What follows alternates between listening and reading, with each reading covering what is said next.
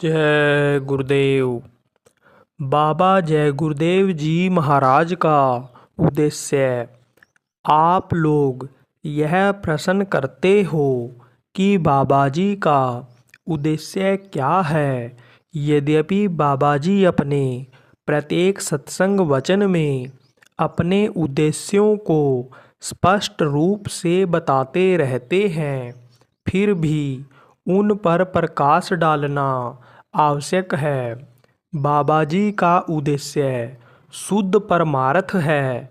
परमार्थ अर्थात जीवन का परम अर्थ, परम लक्ष्य परमात्मा की प्राप्ति है। यह केवल मानव शरीर में ही संभव है, क्योंकि इसी शरीर में मोक्ष का द्वार है और इसी शरीर से साधना की जा सकती है।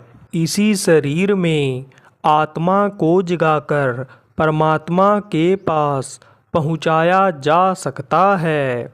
इसके लिए सिद्ध संत, कामिल मुर्शिद अर्थात सतगुरु की ज़रूरत है। बिना गुरु का सहारा लिए हुए कोई साधना कर ही नहीं सकता।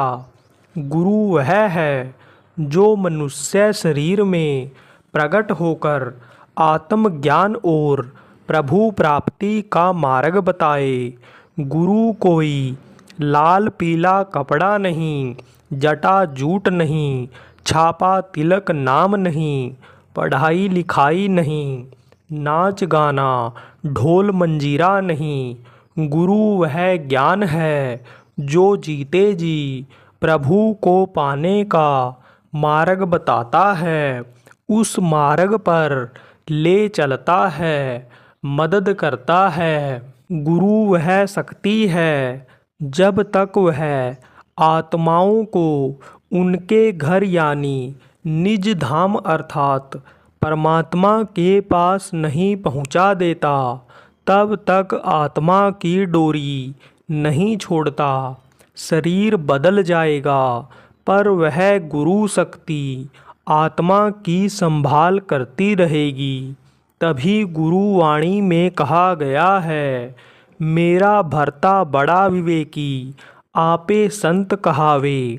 संत कबीर दास जी ने कहा, गुरु गोविंद दोऊ खड़े, काके लागू पाँव।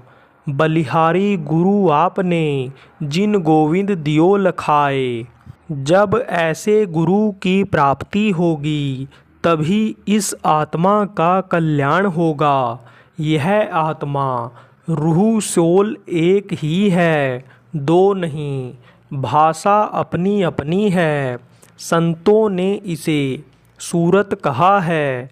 जब से सूरत परमात्मा से अलग हुई, वापस अपने घर अभी तक नहीं लौटी। वह यहाँ जड़ माया में फंसकर कर्मों के चक्कर में पड़ गई। वो जन्मती है, मरती है, अपना खोल बदलती रहती है। वह चेतन है, 84 लाख योनियों में भटकती रहती है, नरकों में पिटती है। उसका कोई मददगार नहीं है। जब 84 का चक्कर समाप्त कर पुण्य मनुष्य शरीर में आती है तो फिर उसी सांसारिक वासनाओं में पड़ जाती है। आई थी छूटने के लिए पर अज्ञानता में, फिर जिधर से आई थी उधर ही चली जाती है। पिटने के लिए 84 लाख योनियों में, कैद खाने में, नरकों की असहाय वेदना में। रामचरितमानस में गोस्वामी तुलसीदास जी महाराज ने साफ लिखा है, जो न तरे भव सागर नर समाज अस पाए। सो कृत निंदक मंदमती आत्महान गति जाए। बाबा जी कट्टर धार्मिक पुरुष हैं। धर्म कोई लड़ाई झगड़ा नहीं है। मंदिर मस्जिद विवाद नहीं, हत्या कत्ल गोली बारूद नहीं। चुनावी मुद्दा नहीं, भाषणों का प्रकरण नहीं है। धर्म जीवन को नियंत्रित करने की रेखा है, आत्मा को जगाने की एक कड़ी है। धर्म धारण किया जाता है, धर्मलोक परलोक को जोड़ने की एक जड़ी है। धर्मलोक परलोक को जोड़ने की एक कड़ी है। परमार्थ की जमीन धर्म की नींव है। धर्म को किसी न किसी रूप में मानव जन्म के साथ ही शुरू हो जाता है और मृत्यु पर्यंत चलता है। सभी महापुरुषों का जो उद्देश्य रहा वही बाबाजी का भी है। दिव्य दृष्टि, ज्ञान चक्षु, तीसरी आँख, थर्ड आई, शिस्त की चर्चा सभी महापुरुषों ने की। भाषा अपनी अपनी है, बाबाजी तो उसका स्पष्ट विचार ही करते हैं। धर्म के प्रचार में कोई जाति सीमा नहीं, समाज सीमा नहीं, आयु सीमा नहीं। बाबाजी के पास हर वर्ग के लोग हैं और परमार्थ की तरफ कदम बढ़ा रहे हैं। उनकी संख्या करोड़ों में है। जाति पाति पूछे नहीं कोई, हरि को भजे सो हरि का होई। बाबाजी बराबर कहते हैं कि साधु जाति की बात उठाएगा तो वह जीवों का कल्याण नहीं कर सकता।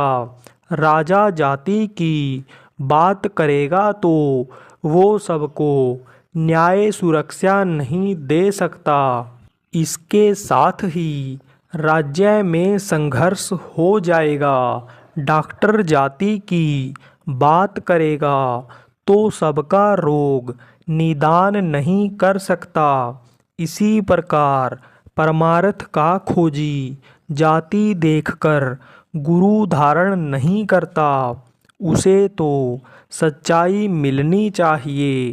प्रजा राजा के आगे फरियाद करती है, वहाँ कोई जाति सीमा नहीं होती।